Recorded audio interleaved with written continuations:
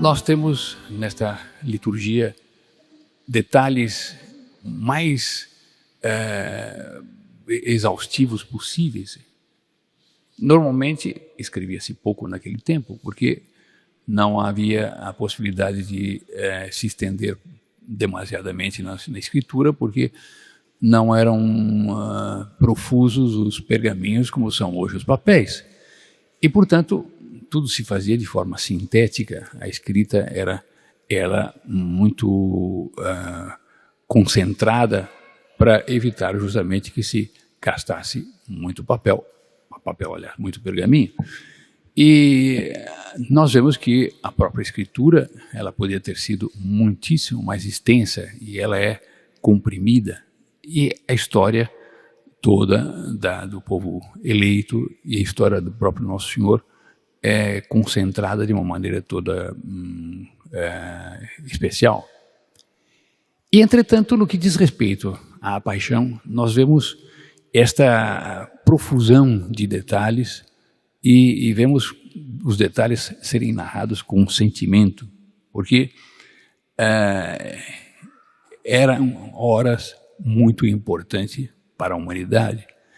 E aquilo tudo que tinha se passado com o Nosso Senhor marcou profundamente os primeiros cristãos, a ponto de eles, ao relerem os evangelistas nas narrações a respeito da paixão, se tomavam de dor, se tomavam de indignação e se tomavam de compunção, batiam no peito porque eles percebiam perfeitamente a culpa que eles tinham naqueles tormentos todos pelos quais Nosso Senhor passou. E nós estamos no Domingo de Ramos. Domingo de Ramos é o domingo de festa. Domingo de Ramos é o domingo em que Nosso Senhor é reconhecido como Messias, como filho de Davi, e que entra de uma maneira triunfal. Ele, vimos neste início de cerimônia, como ele manda apanhar uma jumenta e um jumentinho. Isto já tinha sido previsto pelos profetas que iria se dar-se. Jumento era a condução mais digna, mais elevada para a nobreza. Era sinal de nobreza poder deslocar-se em cima de um jumento ou de uma jumenta. E ele assim entra na cidade e entra com as pessoas colocando seus mantos no caminho para que ele passasse por cima dos mantos. E o cântico todo é de glória. E, entretanto, nessa cerimônia de glória, nós temos paramentos vermelhos que pronunciam um martírio, que pronunciam uma entrega da parte de Nosso Senhor Jesus Cristo, enquanto sendo Ele a vítima. Ele não vai oferecer uma vítima, senão vai oferecer-se a si mesmo, a si próprio, enquanto vítima.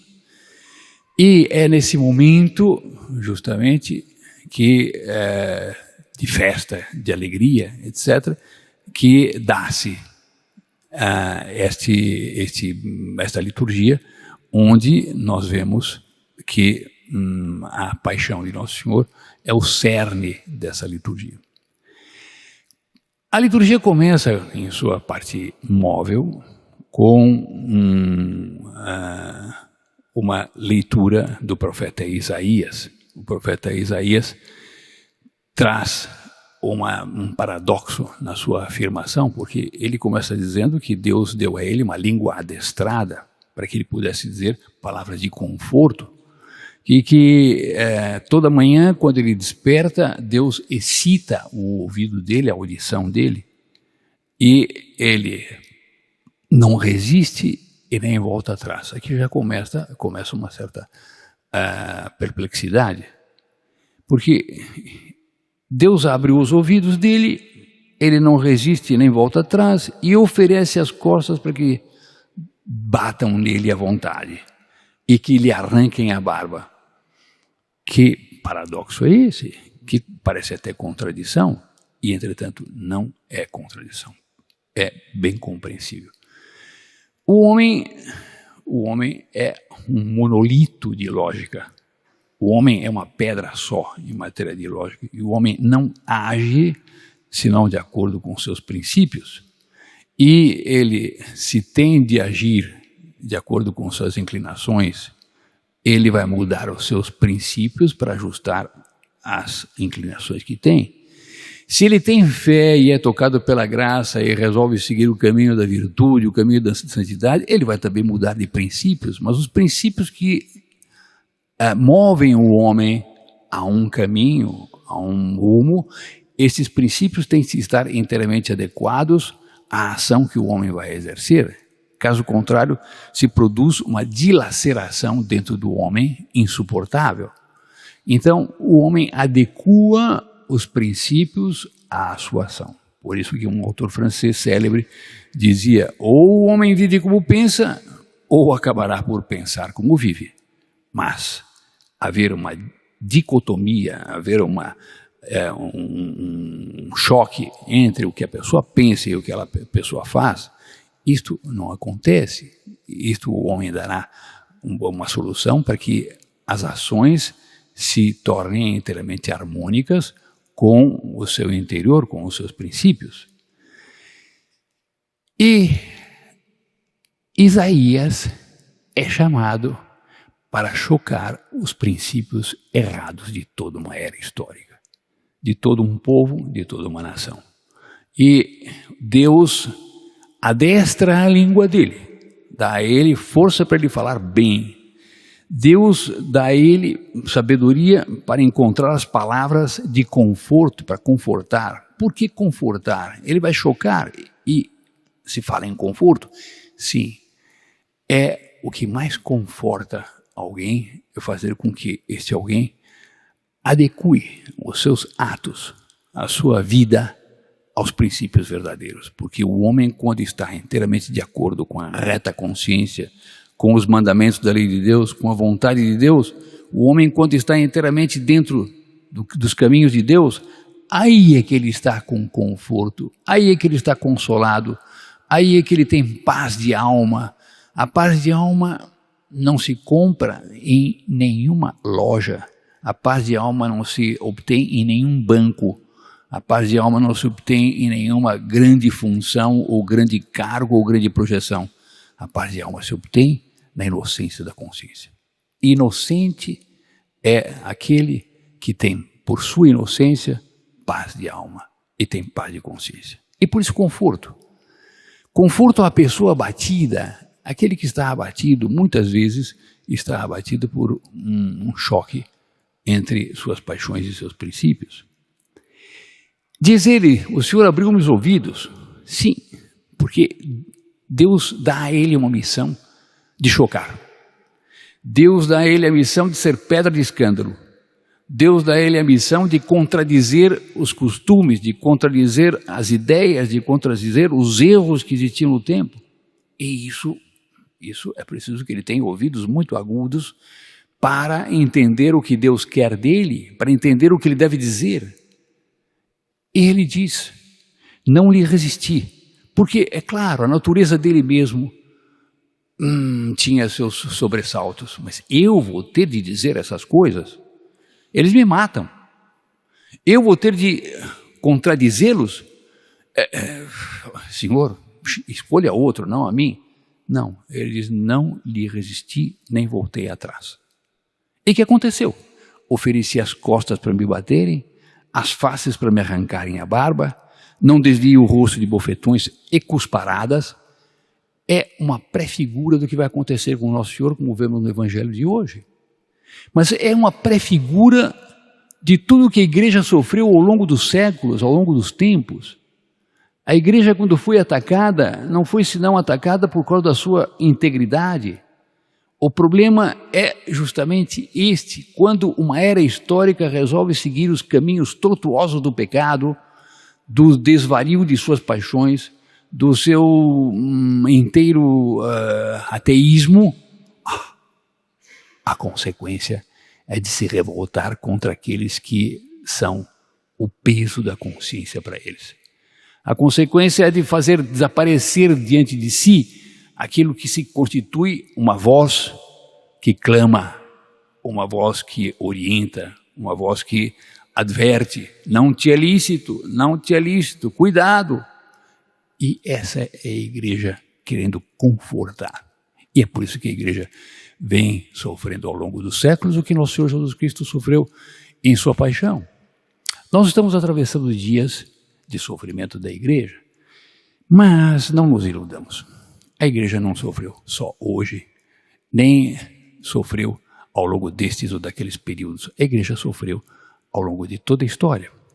Se eu ou alguém, quem quer que fosse, viesse a comentar o Evangelho ponto por ponto, palavra por palavra, fato por fato, nós não sairíamos daqui nem sequer para o jantar, porque é tão rico de aspectos, tão cheio de lições para nós. E é o que deu forças ao cristianismo no seu nascedouro.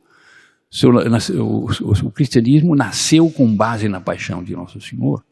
É a história que mais move as almas, é onde nós encontramos a doutrina de quanto é útil para nós o sofrimento.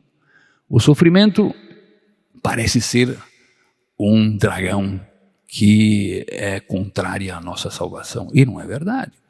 Não é verdade. O sofrimento para nós é a cruz de Nosso Senhor Jesus Cristo.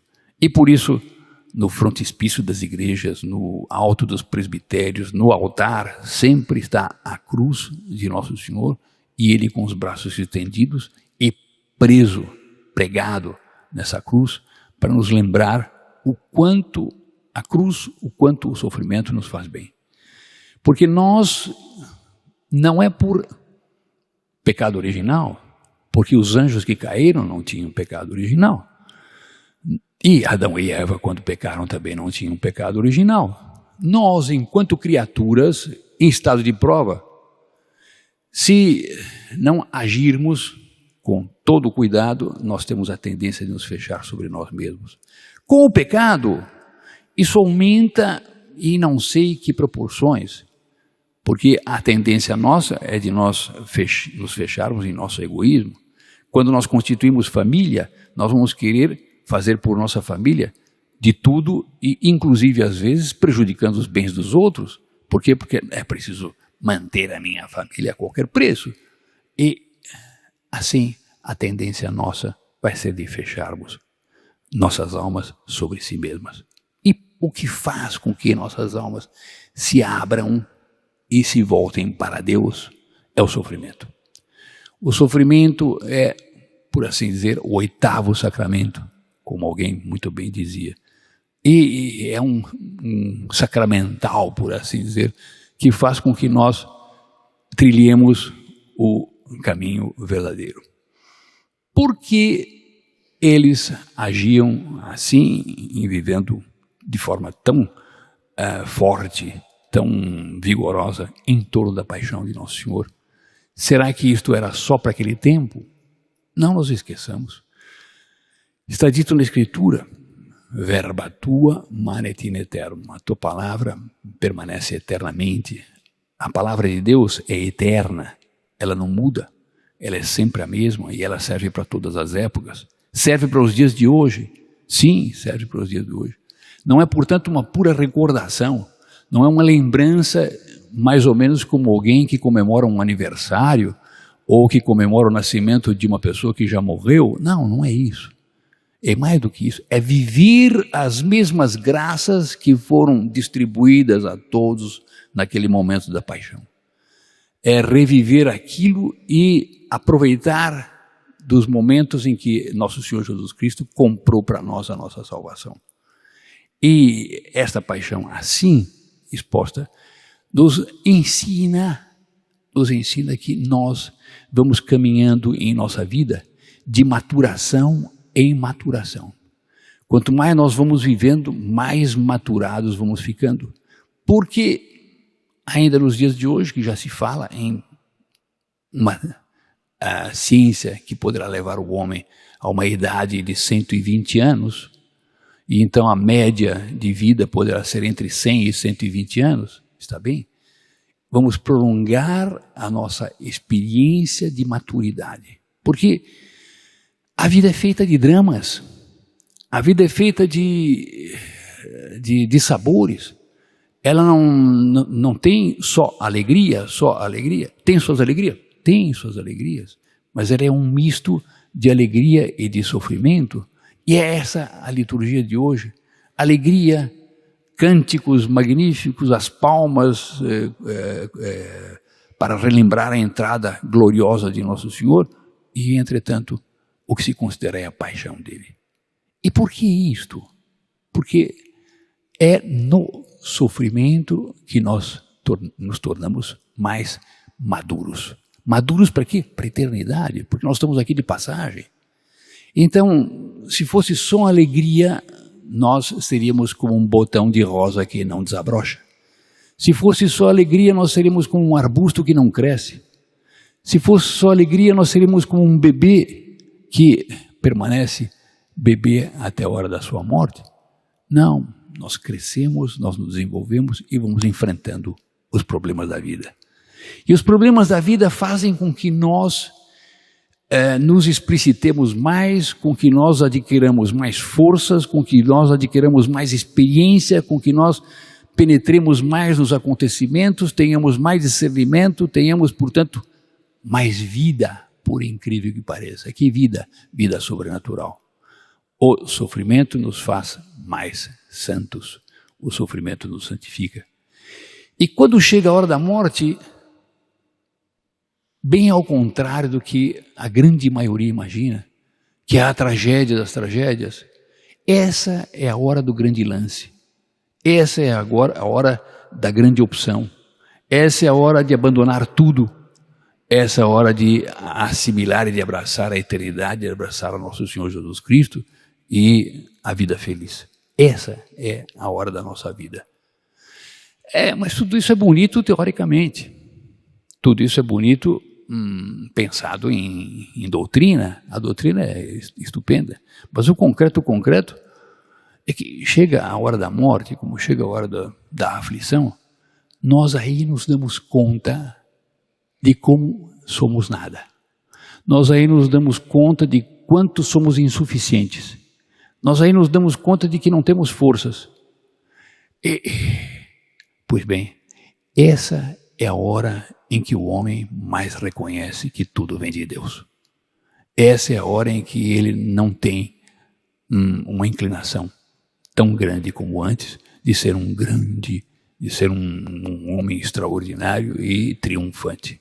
Essa é a hora de ele voltar-se para Deus e pôr-se nas mãos de Deus. E é nessa hora, que nós nos perguntamos, mas como é que Cristo nos salvou por sua morte? Sim. Como é que a morte pode trazer a salvação?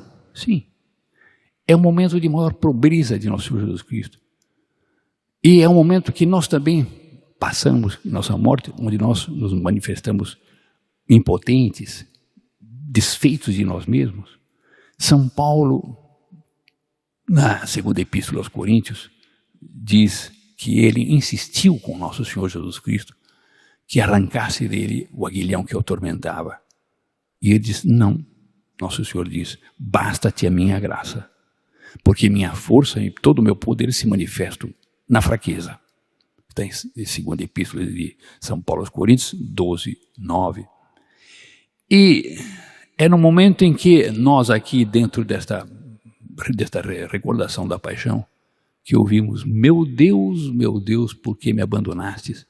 É neste momento, que é o cúmulo da pobreza de Nosso Senhor, é a morte na maior debilidade da humanidade dele, é aí que se encontra a possibilidade de ele nos salvar. E é aí que se dá a nossa salvação.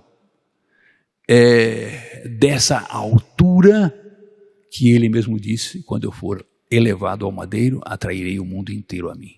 É no momento em que ele é crucificado que ele atrai. É o sofrimento que torna a alma mais atraente.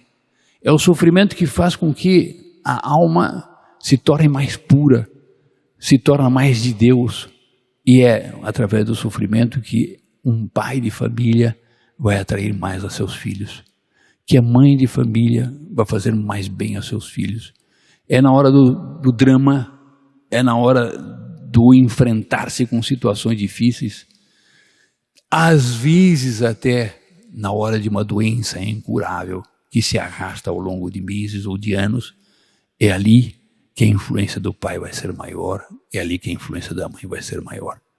Por quê? Porque é o sofrimento que multiplica a capacidade de fazer bem. E essa é a paixão de Nosso Senhor, debaixo de um aspecto minúsculo, porque é o que, no momento, nos atrai a atenção. Ele que poderia ter nos salvado pelo simples fato de ter se encarnado e oferecido qualquer gesto dele, qualquer atitude dele, quis passar por todos os tormentos que nós aqui lemos hoje, que nós aqui ouvimos ser proclamado hoje. E, portanto, é uma lição para nós, para aceitarmos bem os sofrimentos que nos são dados durante a vida. Resignação como nosso Senhor Jesus Cristo. Não só não disse uma palavra, como ao ser crucificado, primeiro dito dele foi: perdoai-lhes, porque eles não sabem o que fazem. Primeiro dito dele foi no sentido de querer mostrar o quanto ele está disposto a nos fazer bem e o quanto ele está disposto a nos perdoar. E, portanto, é a paixão de Nosso Senhor elemento de confiança para nós. Nós estamos sendo convidados a nos entregar inteirissimamente nas mãos de Nosso Senhor, uma vez que Ele olha para nós e nos oferece todo o perdão, toda a graça e toda a salvação. Saibamos aproveitar esta Semana Santa para afervorarmos mais nossa alma e assim progredirmos mais nessa confiança da bondade infinita que Nosso Senhor Jesus Cristo é e que põe à nossa disposição. É o que desejo a todos, a todas, a cada um, a cada uma. Louvado seja Nosso Senhor Jesus Cristo.